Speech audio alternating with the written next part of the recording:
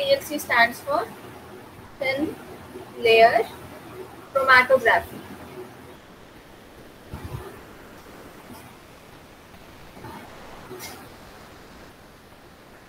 Classification में हमने पढ़ा था कि TLC is a type of planar chromatography.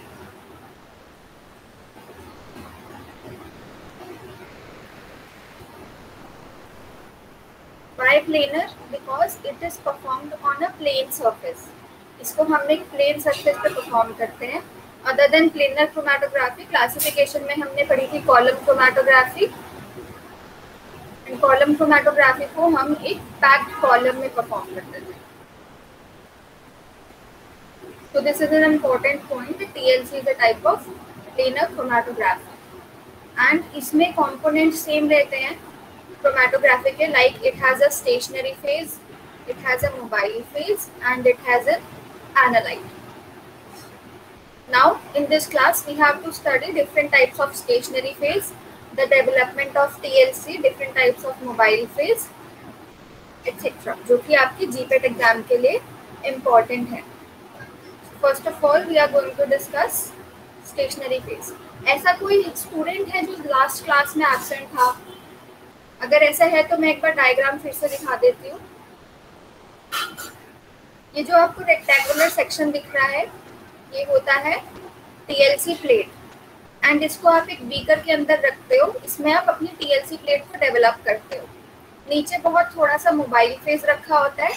इस TLC प्लेट पे आप अपना नीचे की तरफ एक लाइन खींच के स्पॉट लगाते हो, सैंपल का स्पॉट जिसको आपको एनालाइज करना है. देन आप इसको थोड़ी देर के लिए अनडिस्टर्ब रख देते हो. After some time what you will see कि जो आपका मोबाइल फेज है वो आपकी TLC प्लेट के ऊपर धीरे धीरे करके राइज होना शुरू हो जाता है, मतलब चढ़ना शुरू हो जाता है. तो जैसे जैसे मोबाइल फेज ऊपर चढ़ेगा, सैंपल के जो इंडिविजुअल कंपोनेंट्स हैं, जो मिक्सचर हमने लगाया था उसके जो इंडिविजुअल कंपोनेंट्स हैं वो अलग अलग बैंड्स के रूप में सेपरेट हो जाएंगे. जैसे यहाँ पे आपको 3 तरह के वो दिख रहे हैं, 3 तरह के स्पॉट्स दिख रहे हैं. तो ऐसे स्पॉट्स के रूप में वो सेपरेट हो जाते हैं. This is the main principle, not principle but ये एक इलस्ट्रेशन है TLC का. And one more thing, the principle of TLC is adsorption, ADSORPTION. Everybody knows adsorption is a surface phenomena. तो TLC में क्या होता है? adsorption means surface phenomena. TLC में adsorption होता है, यानी कि जो आपका एनालाइट है वो आपकी स्टेशनरी फेज के कोर तक नहीं जाएगा, वो सिर्फ स्टेशनरी फेज के सरफेस पे प्रेजेंट होगा. It will not penetrate into the depth of the stationary phase. First of all, we are going to discuss what are the stationary phases which we use in TLC.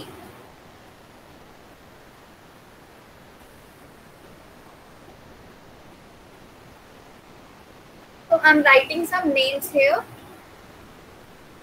और ये उनका order भी है, from the weakest to the strongest. Sucrose, starch, inulin, talc, calcium carbonate, calcium phosphate, magnesia, silica gel, magnesium silicate, alumina, and the last is charcoal. Among these, sucrose is the weakest stationary phase and charcoal is the strongest. तो ये आपका एक पूरा का पूरा order है from the weakest stationary phase to the strongest stationary phase, and this is important for GPAT. अगर आप इनामदार में क्वेश्चन देखोगे तो उसमें आपको कुछ क्वेश्चन इस टेबल से रिलेटेड मिलेंगे. तो note it down.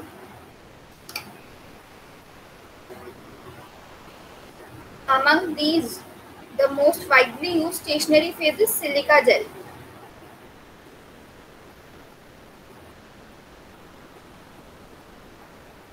Silica gel and उसके बाद में अगर हम देखें तो एल्यूमिना, ये दो सबसे ज्यादा यूज होते हैं टीएलसी में. तो I'm erasing it. You can take a screenshot of it.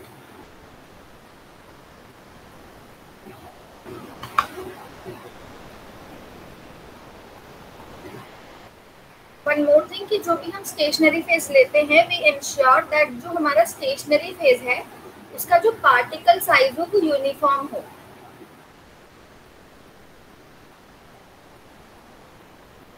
जिससे कि बैंड ब्रॉडनिंग लेस ऑब्जर्व हो, या ये बोल सकते हैं कि बैंड ब्रॉडनिंग रेड्यूस हो जाए.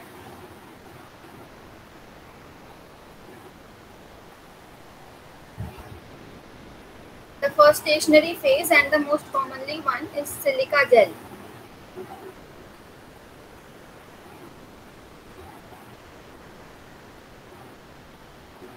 So it is most commonly used.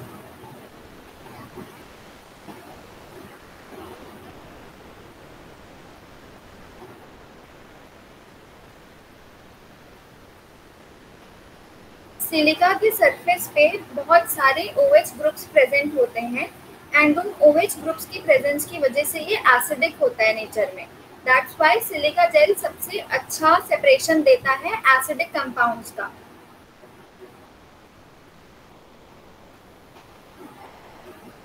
Surface of silica is acidic due to the presence of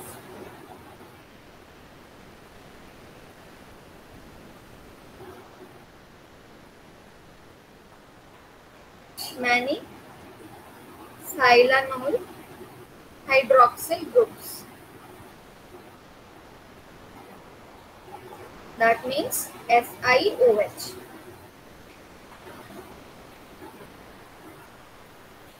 Hence ma'am ये क्या लिखा है? Many silanol, SILANOL. Hence it is best suited for analysis of acidic compounds.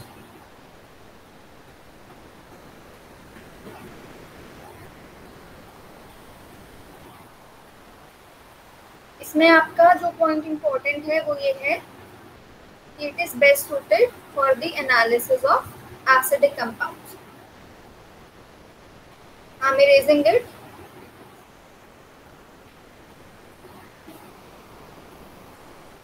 Silica का nature polar होता है, but जब भी हमें रिवर्स फेज टीएलसी परफॉर्म करनी होती है तो हम सिलिका को मॉडिफाई कर देते हैं. Why? Because reverse phase TLC में हम जो स्टेशनरी फेज लेते हैं वो नॉन पोलर होना चाहिए. So for that purpose silica is modified. जैसे कि हम यूज कर सकते हैं C8, C18, ये अलग अलग वेराइटीज हैं मॉडिफाइड सिलिका की. अदरवाइज आप सिलिका को इम्प्रेग्नेट कर सकते हो किसी भी ऑयल से, जैसे कि पैराफिन ऑयल.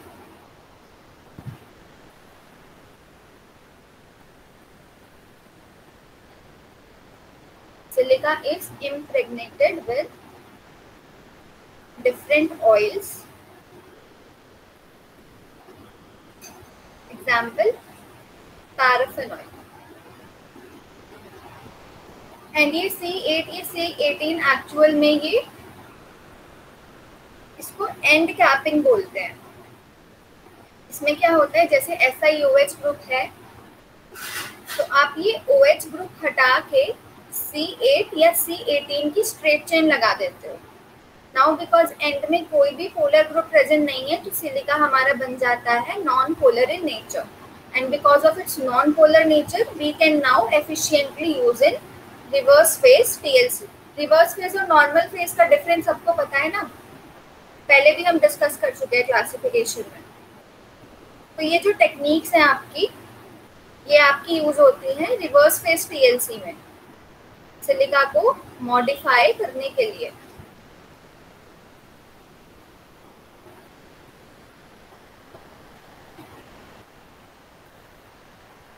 जो पार्टिकल साइज हम यूज करते हैं सिलिका का as a stationary phase in TLC, that is 15 micrometer. This is the average particle size. और अगर हम देखें कि पार्टिकल साइज की रेंज क्या हो सकती है TLC में, then that is 5 to 40 micrometers.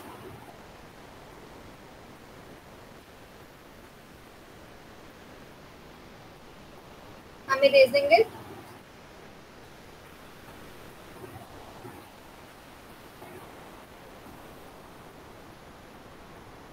Now there are two types of groups.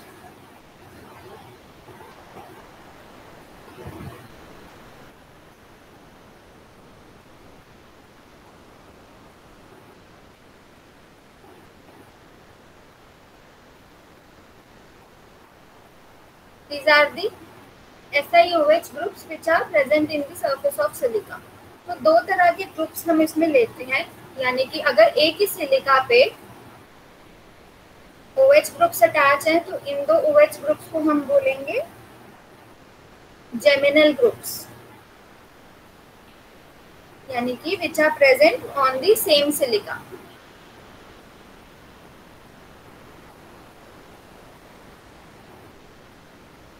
And अगर अलग अलग सिलिका पे अलग अलग SI ग्रुप्स पे OH ग्रुप्स प्रेजेंट हैं, देन उन्हें हम बोलेंगे vicinal groups,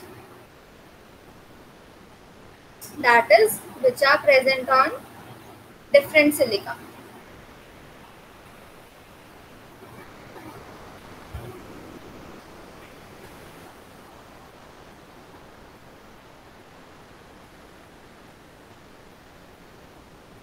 Apart from acidic groups, silica is also used for the analysis of polar compounds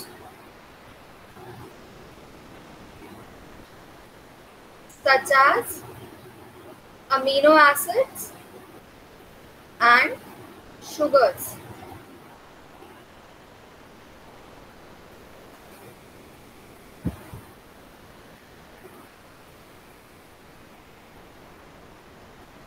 lab में जो हम यूज करते हैं TLC के लिए, that is silica gel G. Now what is this G? This G stands for gypsum, GYPSUM. This gypsum act as a binder. What is the need of binder? आगे हम पढ़ेंगे कि हम अपनी प्लेट प्रिपेयर कैसे करते हैं, तो उसमें ये होगा कि हम एक सपोर्टिंग मटेरियल लेते हैं, फॉर एग्जांपल कोई भी ग्लास की छोटी सी प्लेट, एंड उसके ऊपर हम अपने सिलिका जेल की स्लरी को पोर करते हैं. नाउ जस्ट बिकॉज हम ये चाहते हैं कि जो हमारी स्लरी है वो अच्छे से स्टिक रहे सपोर्टिंग मटेरियल से, यानी कि ग्लास प्लेट से, उसके लिए हम एक बाइंडर यूज करते हैं. एंड जो बाइंडर यूज किया जाता है TLC में, दैट इज जिप्सम. सो ये क्वेश्चन बहुत इंपॉर्टेंट है कि सिलिका जेल में जो G है, इस G का क्या मतलब है. सो सिंपल सा आंसर ये है, this G stands for gypsum and it act as a binder. So write it down. For better adherence,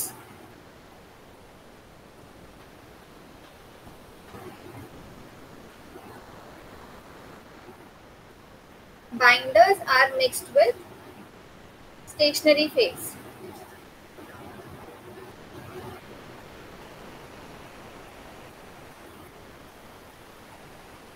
Such as calcium sulphate. Calcium sulphate का ही दूसरा नाम जिप्सम होता है. और बाकी भी एग्जाम्पल्स हैं जैसे कि स्टार्च और carboxy methyl cellulose.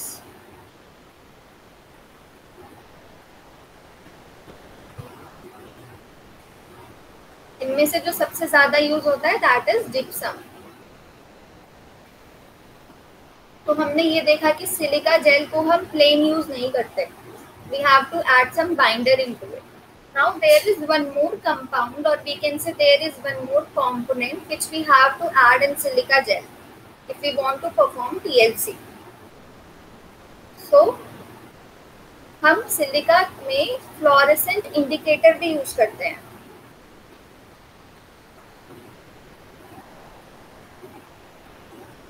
What is the purpose of using fluorescent indicator in TLC?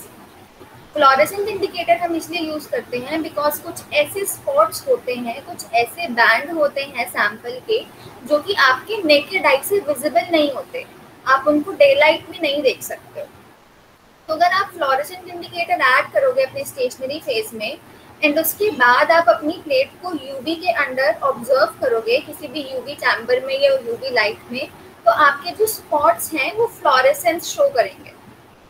That's why we add a fluorescent indicator in the stationary phase. तो जो fluorescent indicator हम यूज करते हैं सिलिका जेल के साथ, that is zinc silicate. And this zinc silicate helps in the detection of the spots.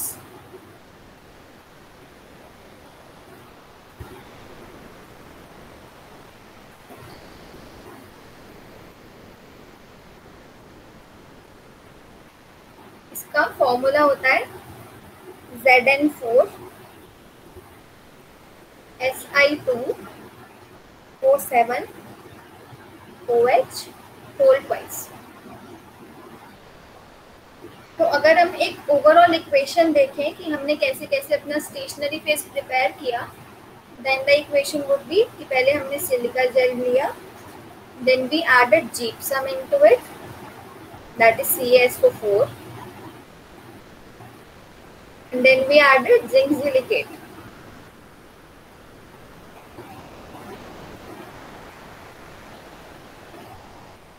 इस सबको mix करने के बाद हमारे पास जो आया उसे हम बोलते हैं silica gel F-254। What is this F-254? ये क्वेश्चन भी एग्जाम में आ सकता है कि ये 254 क्या है। सो ये सिलिका जेल GF-254 एक ऐसा स्टेशनरी फेज है जो कि 254 नैनोमीटर पे फ्लोरेसेंस दिखाता है। दैट्स वाई जो भी हमारी प्लेट्स डेवलप होती हैं जिसको हमें यूवी के अंडर ऑब्जर्व करना है उसे हम 254 नैनोमीटर पे ऑब्जर्व करते हैं। एक और वेवलेंथ भी है 366 नैनोमीटर। सो इन दोनों वेवलेंथ्स पे ऑब्जर्व किए जाते हैं आपके स्पॉट्स जो कि नेकेड आई से विजिबल नहीं होते। तो this is important. What is this? वो आपसे पूछ सकते हैं एग्जाम में कि ये 254 क्या है। ये 254 एक्चुअल में वेवलेंथ है लाइट की जिसमें आप अपने स्पॉट्स को ऑब्जर्व कर सकते हैं। Any doubts? I'm erasing it. Apart from silica, silica के बाद जो स्टेशनरी फेज ज्यादा यूज होता है that is alumina. It is also called aluminium hydroxide.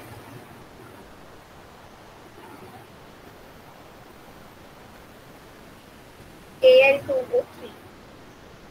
तो हमने क्या पढ़ा था कि सिलिका का सरफेस कैसा होता है? एसिडिक, इसलिए वो एसिडिक कंपाउंड्स की एनालिसिस के लिए सबसे ज्यादा यूज होता था। एल्यूमिना का सरफेस होता है बेसिक,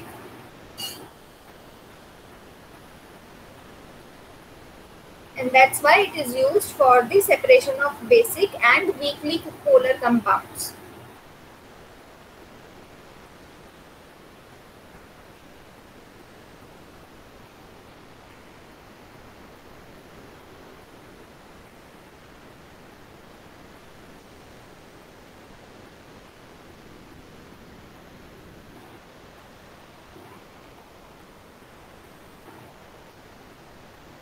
तो ये दो स्टेशनरी फेज ऐसे हैं सिलिका और एल्यूमिना जो कि सबसे ज्यादा यूज होते हैं। Apart from this there are some other stationary phases also, उनके बस आपको नाम याद करने हैं, उसका कुछ आपको एक्स्ट्रा नहीं पढ़ना।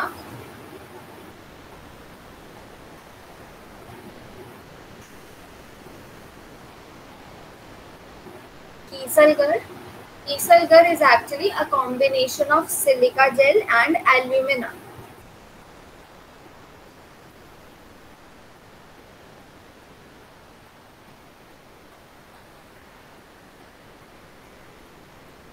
इसका जो सरफेस होता है वो न्यूट्रल होता है।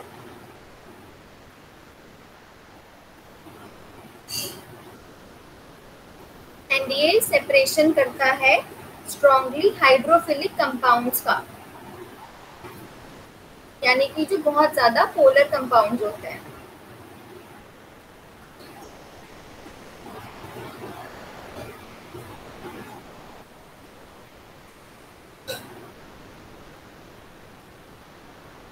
Apart from Kieselguhr, we can use calcium phosphate,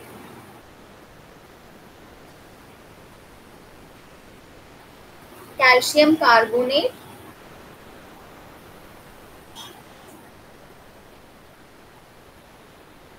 magnesium oxide,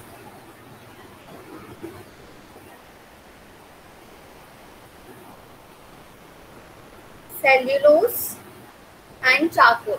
cellulose का आपको ये इम्पोर्टेंट पॉइंट याद रखना है कि सेल्यूलोज के सरफेस पे बहुत सारे न्यूट्रल हाइड्रोक्सिल ग्रुप प्रेजेंट होते हैं, जिसकी वजह से ये वाटर एब्जॉर्ब करता है। And just because of the absorption of water ये शो करता है पार्टीशन क्रोमैटोग्राफी, यानी कि अगर आप सेल्यूलोज यूज कर रहे हो टीएलसी में तो जो आपका प्रिंसिपल है वो भी चेंज हो जाएगा।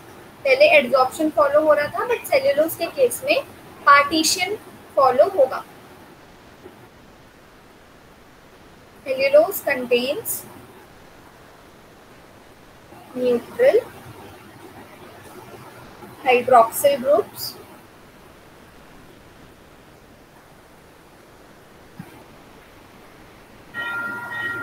and can absorb water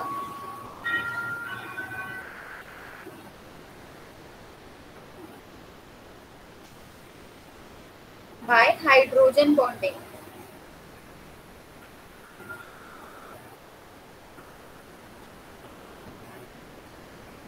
And that's why it shows partition chromatography, or you can say it favors partition chromatography.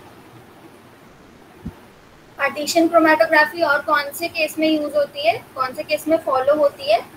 Can you give an example?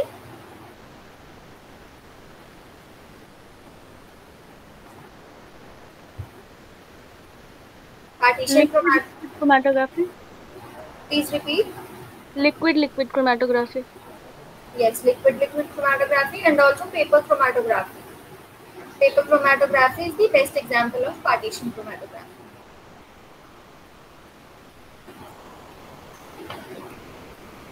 Another stationary phase is charcoal. हमने अभी table में भी पढ़ा था कि it is the strongest stationary phase. And this is a very important point. This has been asked before. Just because it is the strongest, तो जो interactions होंगे stationary phase और solute के बीच में वो बहुत strong होंगे, and that's why those strong interactions result in chemisorption.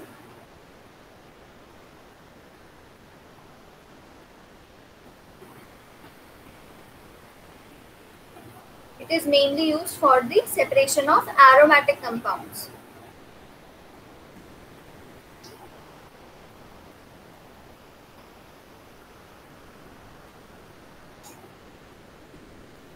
These 2 points can be asked.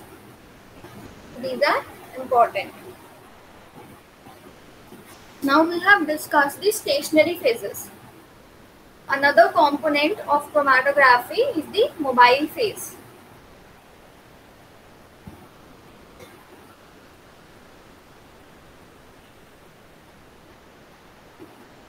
Mobile phase select करते हुए हमें बस एक चीज़ का ध्यान रखना होता है कि जो भी हम मोबाइल फेज ले रहे हैं वो ऐसा होना चाहिए जो कि हमारे सैंपल को सॉल्यूबलाइज कर ले।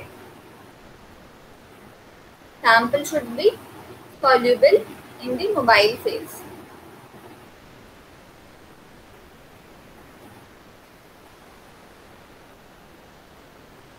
To some extent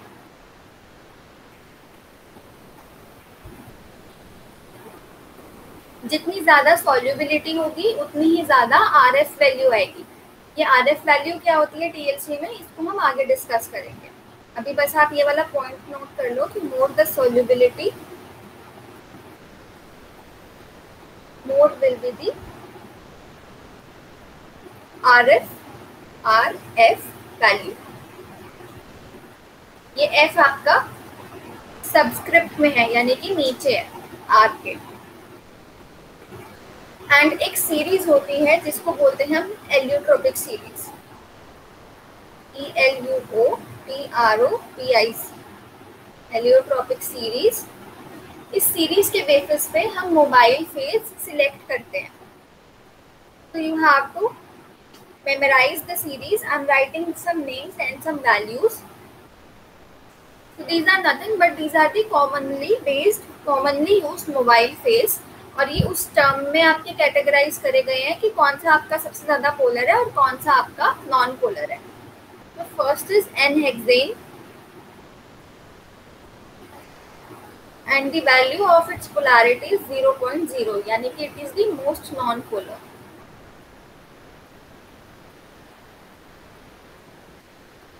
Note these down. Then carbon tetrachloride, इसकी वैल्यू है 1.7.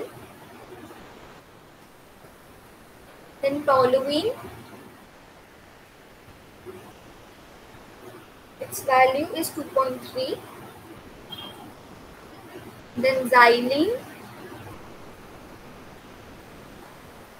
its value is 2.5. Then benzene, इसकी वैल्यू है 2.7. Diethyl ether, its value is 2.8.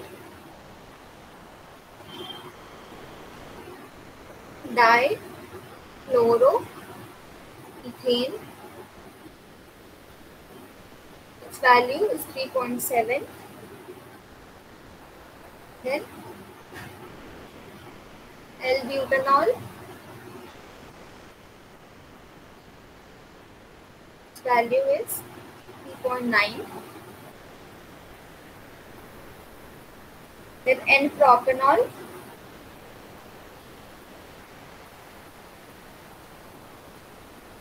its value is 4.0. Then 2-propanol,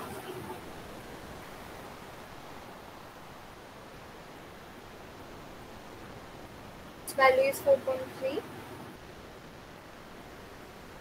Ethyl acetate,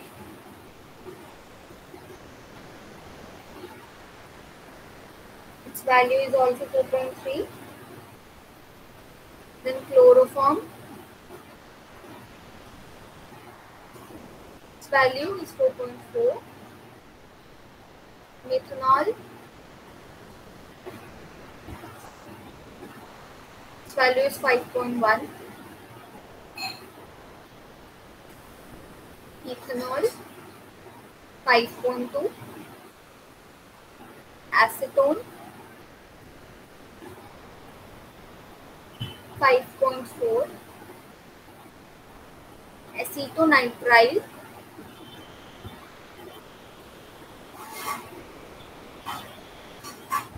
6.2. Acetic acid, 6.2. Dimethyl sulfoxide,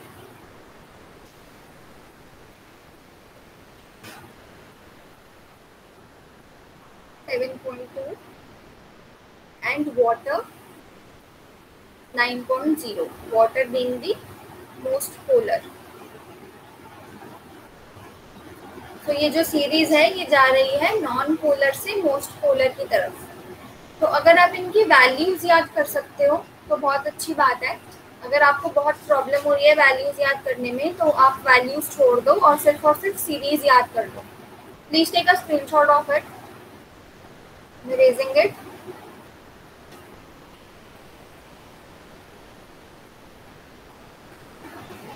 तो अगर आपको series याद करनी है तो आप इसको ऐसे याद कर सकते हो, HCPX, BDT, BP, PEC, ME, AAADW, इस कोड को याद कर लो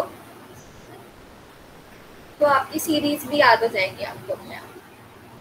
इससे पहले क्वेश्चन आ चुका है कि वो आपको 4 सॉल्वेंट्स का नाम दे देगा और आपको बोलेगा कि इसको नॉन पोलर से पोलर के उसमें लगाओ, इंक्रीजिंग ऑर्डर में या डिक्रीजिंग ऑर्डर में लगाओ।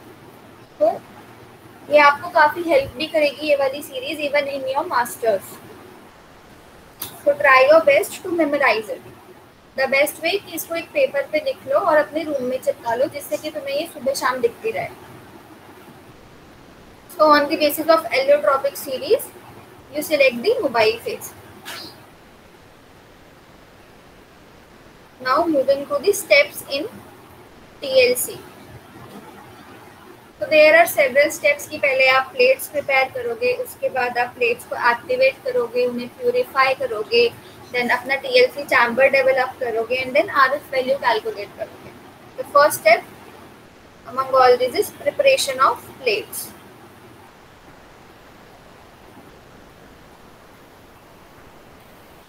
TLC प्लेट्स प्रिपेयर करने के लिए हमें सबसे पहले चाहिए होता है एक सपोर्टिंग मटेरियल जिस पे कि हम अपनी स्टेशनरी फेस को फिक्स करेंगे। And we use glass, stainless steel,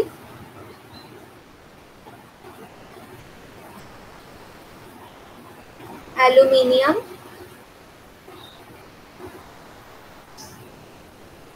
और plastic.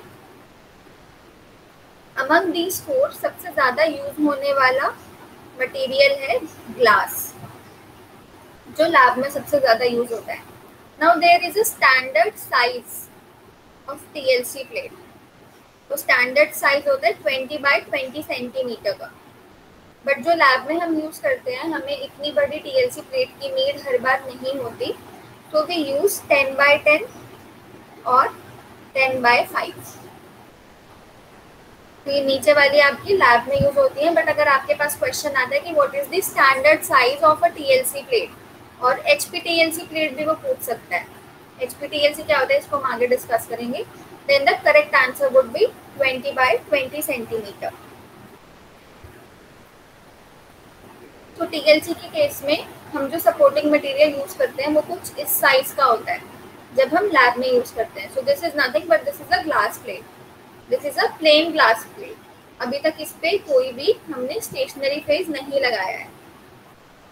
Then after choosing the supporting material, what we have to do is we have to prepare a slurry. Slurry सबको पता है क्या होता है, एक सेमी सॉलिड टाइप का सोल्यूशन होता है जो कि ना कि बहुत ज़्यादा थिक होता है और ना बहुत ज़्यादा पतला होता है। तो आप स्लरी प्रिपेयर करते हो स्टेशनरी फेस की एंड देन आप उसको अधेर करते हो अपनी प्लेट पे। जैसे कि आपको यहाँ पे जो डायग्राम दिख रहा है, this is a type of pouring technique, POURING।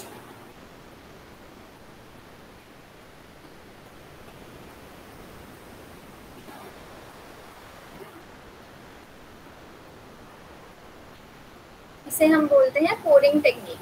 Apart from this कुछ और टेक्निक्स भी होती हैं।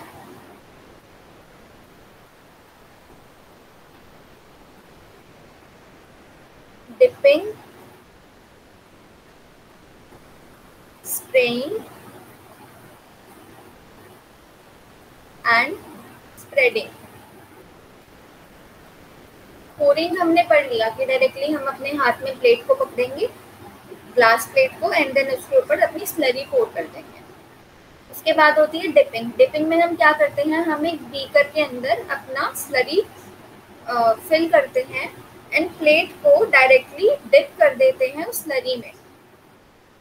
After that spraying. स्प्रेइंग में क्या होता है, एक स्प्रे बॉटल में आप अपनी स्लरी को फिल करोगे एंड देन उसको स्प्रे कर दोगे इवनली अपनी प्लेट के ऊपर। Then spreading.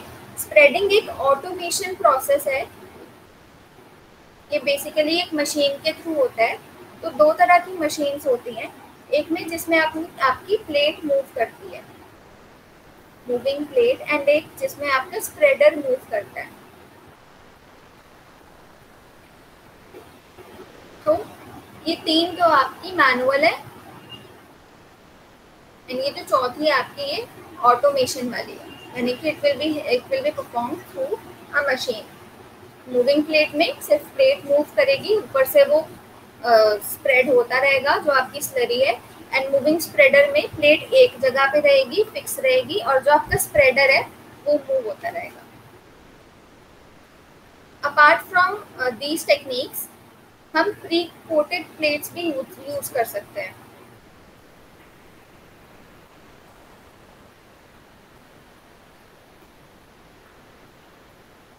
TLC pre coated plates यानी कि ऐसी प्लेट्स जो कि पहले से ही मार्केट से प्रिपेयर होके आ रही है, वो भी होती है। एंड जो कंपनी इसको मैन्युफैक्चर करती है that is Merck, MERCK। This is important. Pre coated plates की जो थिकनेस होती है that is between 100 micrometre to 200 micrometre. And जो टीएलसी प्लेट्स आप प्रिपेयर करते हो लैब में, उनकी जो थिकनेस होती है that can be up to 250 micrometer.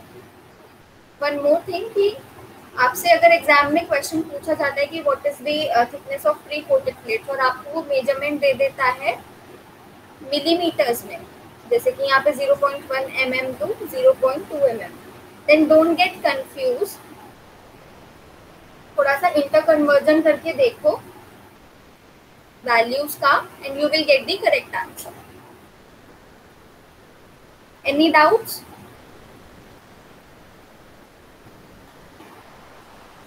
The next step is activation of plates.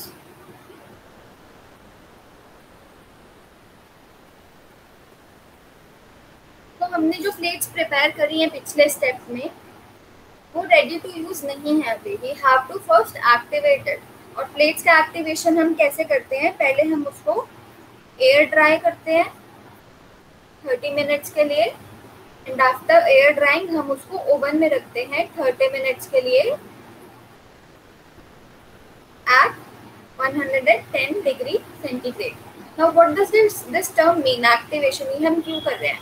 ताकि जो सॉल्वेंट है, जितना भी ट्रैप सॉल्वेंट है स्टेशनरी फेज में, वो सारा इवेपोरेट हो जाए।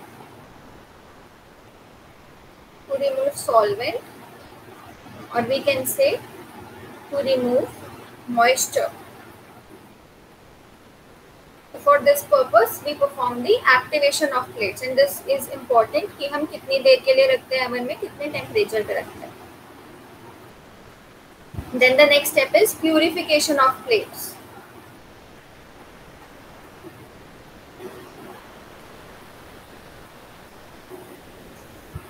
So सिलिका जेल जी में एक इम्प्यूरिटी प्रेजेंट होती है आयरन की। Iron is present as an impurity. अगर आप कोई ऐसी एनालिसिस परफॉर्म कर रहे हो जिसमें जो आयरन है वो कोई केमिकल इंटरैक्शन कर सकता है आपके उस सल्यूट के साथ जिसको आप एनालाइज करना चाहते हो, then this can lead to a major problem. So what we have to do, we have to first purify the plates, यानी कि हमें हमारी प्लेट्स में से आयरन हटाना है। तो उसको हटाने का एक तरीका होता है कि हम प्री कंडीशनिंग करते हैं प्लेट्स की। Pre-conditioning, and this pre-conditioning is done with the help of methanol and concentrated HCl.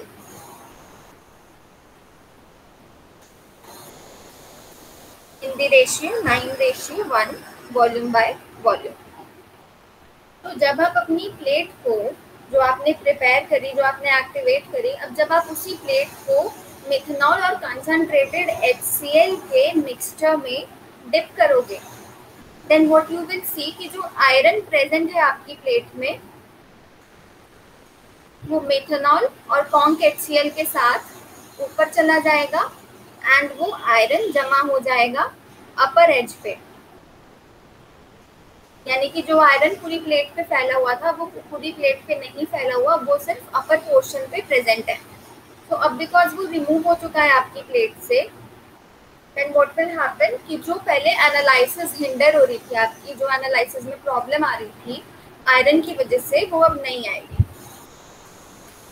This is for the purification of plates. And इसमें क्या इंपॉर्टेंट है, एक तो ये वाली टर्म आपकी प्री कंडीशनिंग। ये प्री कंडीशनिंग क्या होता है, प्री कंडीशनिंग क्यों करी जाती है, और इम्प्योरिटी कौन सी प्रेजेंट होती है आपकी सिलिका जेल में, एंड उसको आप रिमूव कैसे करते हो, मिक्सचर का composition, that is this methanol ratio conc HCl, and इसका रेशियो भी इम्पोर्टेंट है. So this is how you purify the plates. Now the next step is sample application.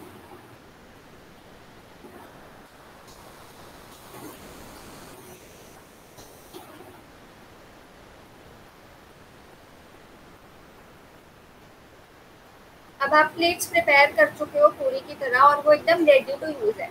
So your next step will be कि जो आपको sample analyse करना है, जो आपको मिक्सचर एनालाइज करना है, उसको आप अप्लाई कैसे करोगे.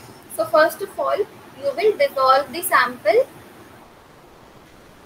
इन ए वोलेटाइल सॉल्वेंट.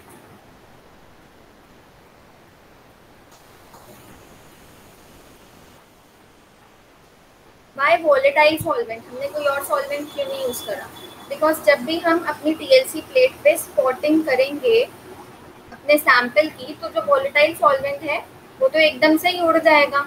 जो आपका स्पॉट बचेगा वो आपका सिंपल स्पॉट बचेगा सिर्फ और सिर्फ सैंपल का. तो वोलेटाइल सॉल्वेंट की वजह से जो दूसरे सॉल्वेंट्स के थ्रू जो भी हिंडरनेस आ सकती थी एनालिसिस में वो नहीं आएगी. That's why we use a volatile solvent, जिससे कि वो उड़ जाए और सैंपल के साथ कुछ भी बचा ना रहे. Now you have two techniques, qualitative and quantitative. अगर आप TLC सिर्फ ये जानने के लिए कर रहे हो कि आपका कंपाउंड क्या प्रेजेंट है, then it would be called qualitative TLC. And अगर आप इसलिए TLC परफॉर्म कर रहे हो कि आप अपने कंपाउंड का जो वेट है या जो मेजरमेंट है वो भी ले सको, then that is quantitative TLC. अगर आपको क्वालिटेटिव TLC परफॉर्म करनी है, then you can use a capillary tube. Simple आप कैपिलरी ट्यूब में अपना सैंपल लो जो कि डिसॉल्व है वोलेटाइल सॉल्वेंट में, एंड उसको आप TLC प्लेट के बेस पे लगा दो. अगर आप क्वांटिटेटिव TLC परफॉर्म करना चाहते हो, then you can use micro syringe, और you can also use automatic sample applicator.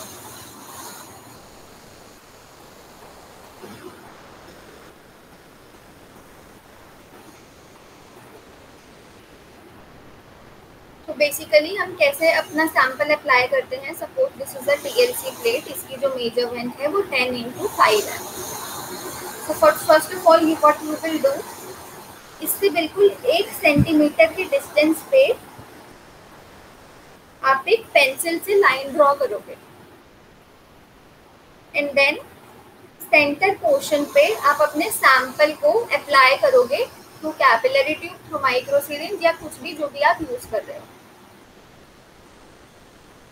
So this is how you can apply your sample. The next step is development of TLC plate.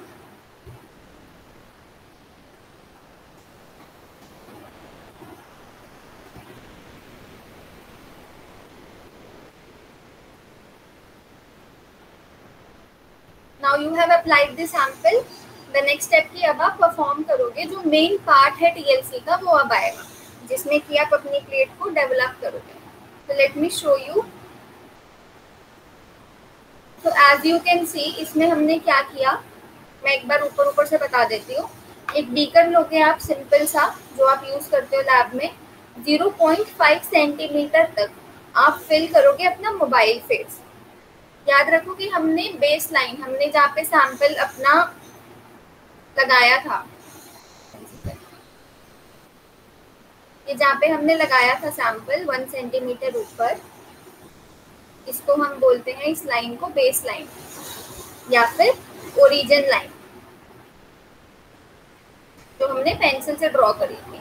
Now what we will do कि जो हम beaker में mobile face पोर करेंगे वो होगा 0.5 centimetre की length तक.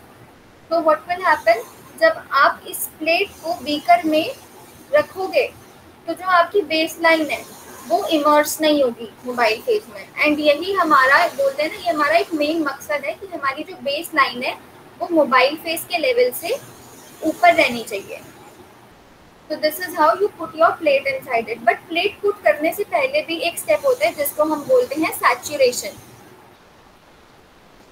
Saturation of TLC chamber. इसमें आप क्या करते हो, first of all you take your beaker, you put your mobile phase into it and इसको आप एक लिड से कवर करके रख देते हो जिससे कि इसके अंदर और एयर ना जाए। ये जाए तो बहुत लिमिटेड क्वांटिटी में जाए। जैसे कि आपको यहाँ पे दिख रहा होगा इन्होंने एक पेट्री डिश से इसको कवर कर दिया है। ऐसा हम इसलिए करते हैं ताकि जो हमारा बीकर है, जो हमारा टीएलसी चैम्बर है, वो सैचुरेट हो जाए। यानी कि मोबाइल फेस जो आप ले रहे हो वो इवापोरेट तो करेगा, तो ऐसा ना हो कि मोबाइल फेस के वेपर्स बॉटम में ज़्यादा है और टॉप में कम है। वो पूरे के पूरे चैम्बर में इक्वल ही रहने चाहिए जो आपके मोबाइल फेस वेपर्स, जो आपके मोबाइल फेस के वेपर हैं। अगर आपका चैम्बर सैचुरेटेड नहीं होगा, if chamber is not saturated, then there will be edge effect, EDGE effect. इसमें क्या होता है, जो आपकी प्लेट है एज इफेक्ट की वजह से वो सही से डेवलप नहीं होती। This is an important point. If chamber is not saturated it can lead to edge effect. Edge effect से पहले भी क्वेश्चन आ चुका है कि किस केस में एज इफेक्ट अराइज होता है। Now after the chamber is saturated, what you will do, you will put your TNC plate into it and again you will cover it। थोड़ी देर के लिए आप इसको अनडिस्टर्ब छोड़ दोगे एंड जब आपका जो सॉल्वेंट है वो 75% ट्रैवल कर चुका होगा, 75% प्लेट पे ट्रैवल कर चुका होगा, यानी कि जैसे अगर आपकी 10 सेंटीमीटर की प्लेट है, जब वो 7.5 सेंटीमीटर तक राइज कर चुका होगा, देन आप अपनी प्लेट को निकालोगे, उसको एयर ड्राई करोगे and after that you will see something like this. ये आपकी ओरिजिन लाइन थी, यहाँ पे आपने स्पॉटिंग करी थी अपने सैंपल की सबसे नीचे ओरिजिन लाइन पे, एंड जो भी डिफरेंट कंपाउंड्स हैं सैंपल में, they will differentiate into other bands. तो दिस इज, ये तो आपको भी विजुअलाइज हो रहे हैं, बट कुछ केसेस में ये विजुअलाइज नहीं भी होते, उसके लिए हम दूसरी टेक्निक्स यूज करते हैं। तो अभी थोड़ा सा लिख लो। तो वी हैव 3 टेक्निक्स, डेवलपमेंट के अंडर ही है ये। 3 techniques of developing the TLC chamber.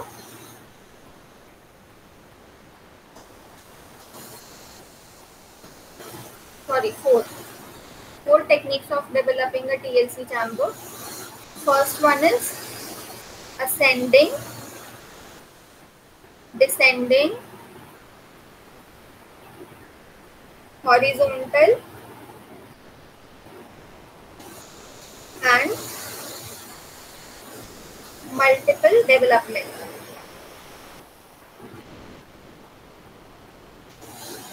Question आना इन चारों से थोड़ा सा मुश्किल है, बट स्टिल एक बार इसके डायग्राम देख लो। असेंडिंग सिंपल ये वाला था जिसमें कि जो आपका सॉल्वेंट है, जो आपको मोबाइल फेज है, वो नीचे से ऊपर ट्रैवल कर रहा है। नाउ एक और टेक्निक होती है डिसेंडिंग। उसमें क्या होता है, सॉल्वेंट का जो फ्लो है वो अपवर्ड टू डाउनवर्ड डायरेक्शन रहता है। यानी कि एक आपका चैम्बर होता है, सॉल्वेंट चैम्बर, वो कहीं बीच में, मतलब बीच में नहीं बट थोड़ा सा ऊपर प्लेस करा जाता है प्लेट के, एंड जो आपका सॉल्वेंट रन करेगा वो ऊपर से नीचे की डायरेक्शन में रन करेगा। This is called the descending technique. Now एक टेक्निक होती है हॉरिजॉन्टल, जैसे कि इसमें आपको दिख रहा होगा, बीच में आपकी टीएलसी प्लेट पड़ी है और साइड से आपका मोबाइल फेज आ रहा है। This is called horizontal. And the last one is multiple development. Multiple development में क्या होता है, जैसे कि नाम से ही आपको पता चल रहा है मल्टीपल, यानी कि एक से ज़्यादा बार हम प्लेट को डेवलप करेंगे। तो इसमें आप प्लेट को पहले डेवलप करते हो, स्पॉट्स विजिबल होते हैं, देन आप अपनी प्लेट को दोबारा डेवलप करते हो। This is called multiple development. ये आप किसलिए कर रहे हो, अपने स्पॉट्स को और इंटेंस करने के लिए। तो यहाँ पे आपको एक पॉइंट याद रखना है कि आपकी जो बेस लाइन है should not be immersed in mobile phase। Now आपकी जो प्लेट है वो डेवलप हो गई। जब आपका सॉल्वेंट 75% ट्रैवल हो गया ऊपर से, वन मोर इम्पोर्टेंट पॉइंट कि जो आपका सॉल्वेंट ट्रैवल करता है स्टेशनरी फेज में, या ये बोल लो कि टीएलसी प्लेट में, वो एक मैकेनिज्म से ट्रैवल करता है जिसको हम बोलते हैं कैपिलरी एक्शन।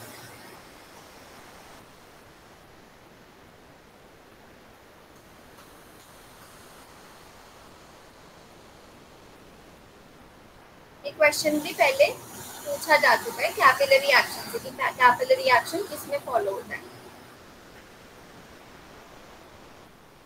तो नाउ आपकी प्लेट डेवलप हो गई, आपने उसको ड्राई कर लिया, एयर ड्राई कर लिया। Now you have to visualise the spots. So the next step is detection of spots.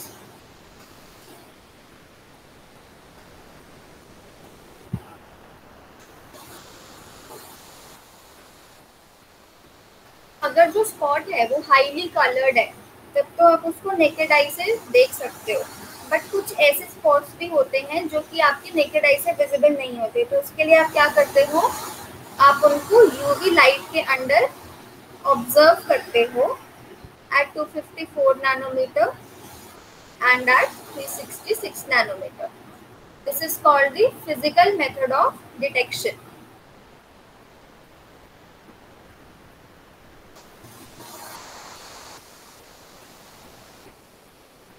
एक और होता है केमिकल मेथड, वो दूसरा होता है, वो भी मैं अभी आपको बताती हूँ। उससे पहले आप ये नोट कर लो कि अगर आपको क्वांटिटेटिव एनालिसिस करनी है टीएलसी में,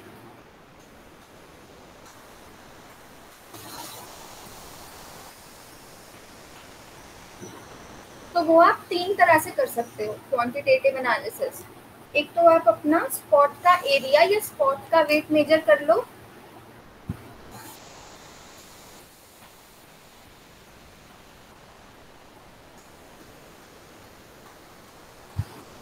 सेकेंड इज कि जो आपका जिस एरिया में स्पॉट आया है, जैसे कि ये आपकी टीएलसी प्लेट है और इस एरिया पे आपका स्पॉट विजिबल हुआ है, तो इस एरिया को आप स्क्रैप ऑफ कर लो एंड ये जो आपका स्टेशनरी फेज यहाँ से निकलेगा, इसको आप किसी सुटेबल सॉल्वेंट में एल्यूट कर लो।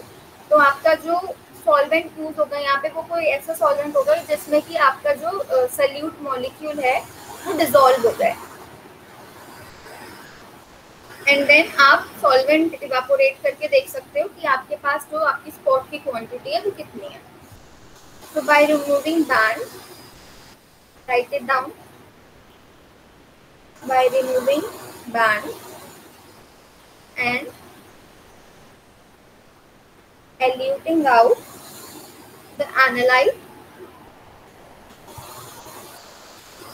in suitable solvent.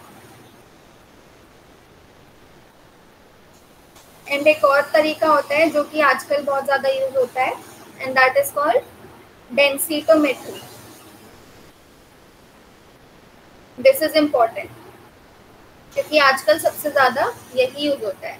ये ऊपर के दो अब इतने यूज नहीं होते, but just because they are given in your textbooks, तो मुझे ये डिस्कस करना था। बट हाँ, डेंसिटोमेट्री से आपका क्वेश्चन आ सकता है कि डेंसिटोमेट्री की एप्लीकेशन क्या होती है। तो इसकी साफ सीधी एप्लीकेशन यही होती है कि आपकी क्वांटिटेटिव एनालिसिस में यूज होता है। सो this is a very very important point, note it down.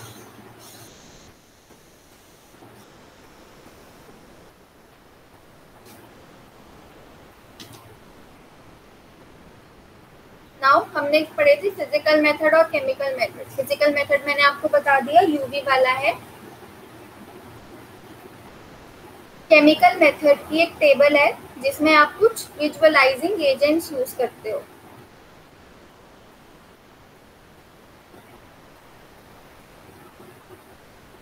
Ma'am densitometry का एप्लीकेशन एक बार बताएंगे please? Yes, densitometry is used in the quantitative analysis in TLC और HPTLC। TLC और HPTLC, इसमें जब आपको क्वांटिटेटिव एनालिसिस करनी होती है। केस में आप डेंसिटोमेट्री यूज करते हो। आपकी 3 to 4 भी कोई क्लास है? Yes ma'am. ओके, तो ये जो विजुअलाइजिंग एजेंट्स वाला पोर्शन है ये थोड़ा सा लेंथी है, एंड ये लाइक एक लास्ट पोर्शन ही बचा हुआ है आपका टीएलसी में। एक विजुअलाइजिंग एजेंट्स वाला पोर्शन बचा है और एक बचा है आरएफ वैल्यू का, तो इसको हम नेक्स्ट क्लास में डिस्कस करेंगे, because you have your class in the next term. If you have any doubt, you can ask.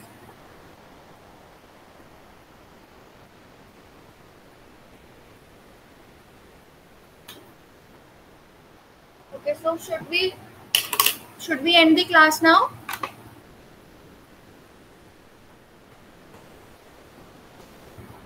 Yes, ma'am.